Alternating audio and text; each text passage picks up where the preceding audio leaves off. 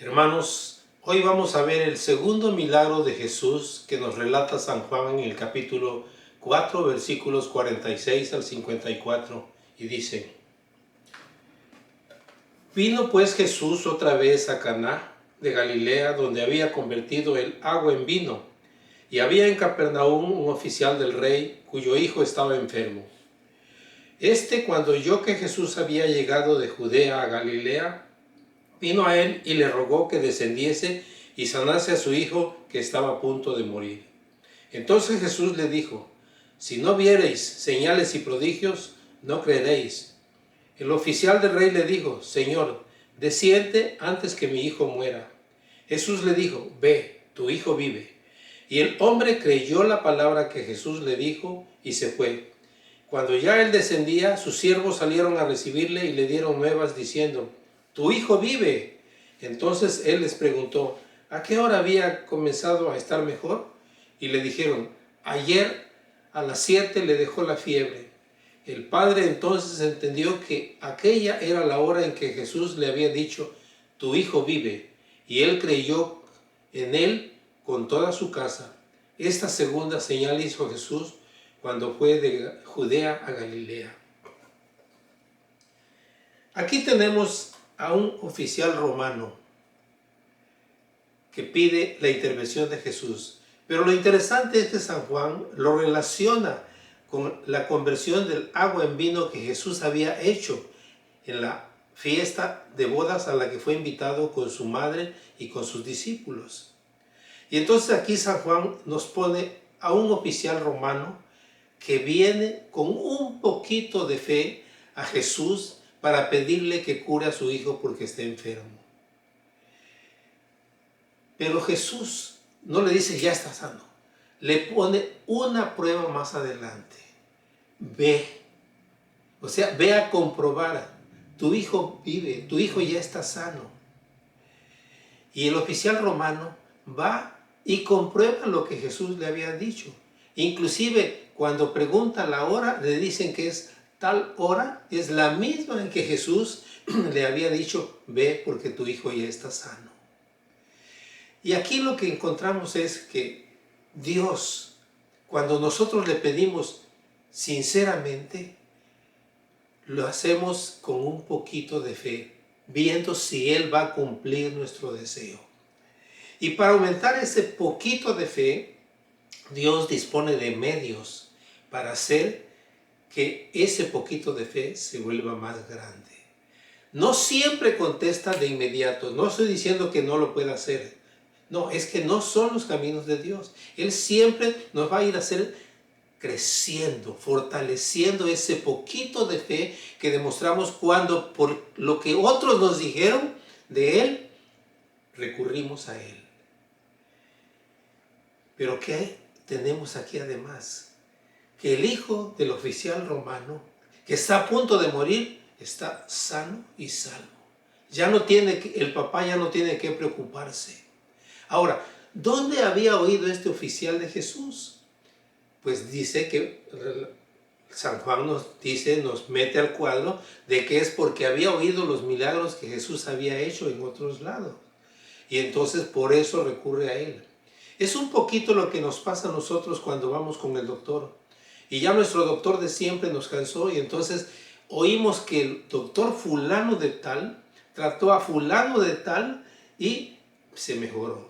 Entonces nosotros acudimos a ese doctor, no creyendo por completo, sino para comprobar lo que hemos oído. Y cuando llegamos, el doctor nos da receta. Y aquí empiezan los problemas. ¿Me la tomo? No me la tomo. ¿Me puede hacer otro efecto en el cuerpo? No sé. Andamos con un poquitito de fe. Hasta que las circunstancias nos obligan a tomar y a probar la medicina. Si ustedes ven en la televisión los comerciales que pasan de productos que están anunciando en la televisión, dice: tiene tanto tiempo para comprobar su eficacia. Si en ese tiempo no se comprueba su eficacia, devuélvela y nosotros le devolveremos nuestro dinero. Y es el mismo caso del oficial romano aquí. El Señor no le dice: tráeme al hijo. No, ve porque ya tu hijo está sano. Entonces el oficial empieza a ver diferente a Jesús. Pero lo más interesante es que cuando él comprueba que su hijo fue sanado a la hora en que Jesús le dijo, su fe aumenta en él. Y aquí viene lo interesante, no solamente su fe aumenta en él, sino que los allegados a él, los que viven en su casa, los que comparten sus posesiones, también creen en Jesús, por lo que el oficial romano ha comprobado en su vida y en la vida de su hijo. Ahora, ¿qué es lo que nosotros aprendemos de esto? Lo que aprendemos de esto es que cuando oímos hablar de Cristo por primera vez, o algunas veces nos han dicho en las reuniones a que llegamos, en el tratamiento a que estamos sometidos, etcétera, etcétera, empezamos a buscar, pero no lo buscamos como una fe así sumamente desarrollada, lo buscamos con un poquito de fe, como el caso del doctor que mencioné, para comprobar si él puede curarme.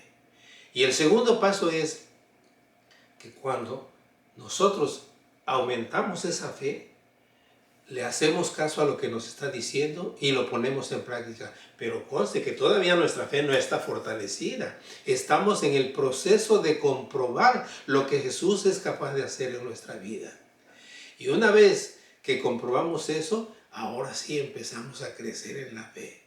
Y otra cosa que aprendemos es que por lo que nosotros experimentamos, indirectamente estamos compartiendo el testimonio con los que nos rodean de lo que Cristo ha hecho en nuestra vida. Mira, yo tenía esto y esto y esto y esto, ¿y para qué enumerar los pecadillos o pecadotes que cometíamos?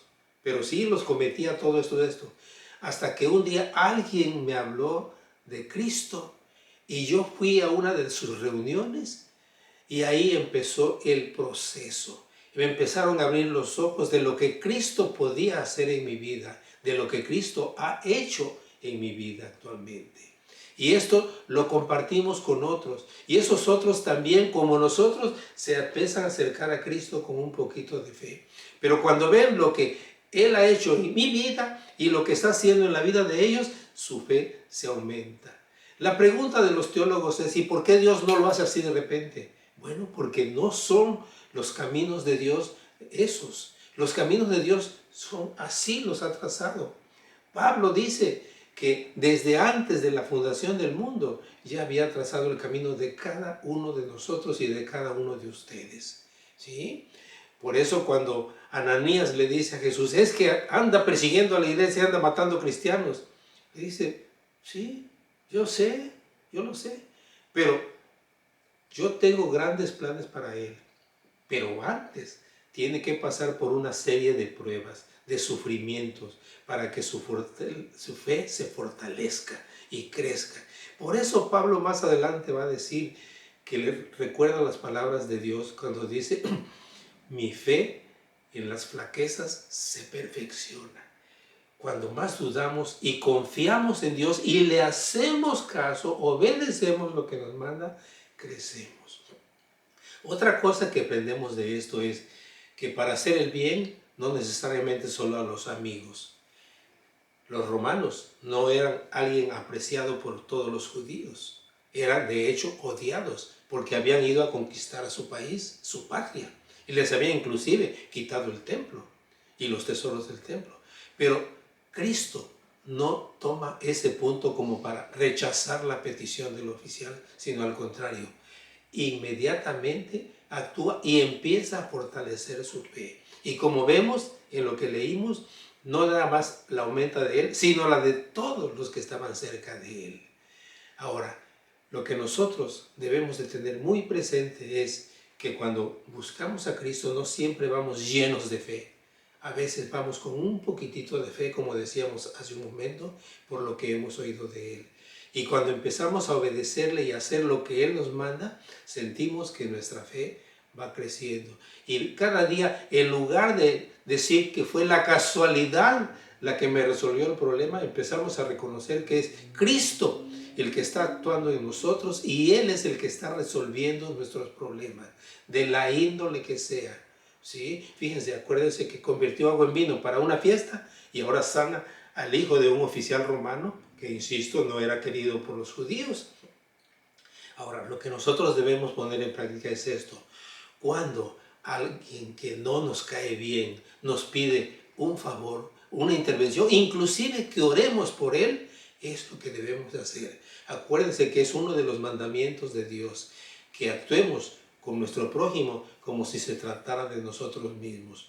Cuando el intérprete de la ley, el estudioso de la ley, le preguntó cuáles eran los grandes mandamientos, y esto lo repito a cada rato, él le dijo: el primero es amar a Dios con todo tu corazón, con toda tu alma, con toda tu fuerza, con todo entendimiento, con todo tu poder. Y el segundo es similar a este: ama a tu prójimo como a ti mismo, como si fueras tú mismo.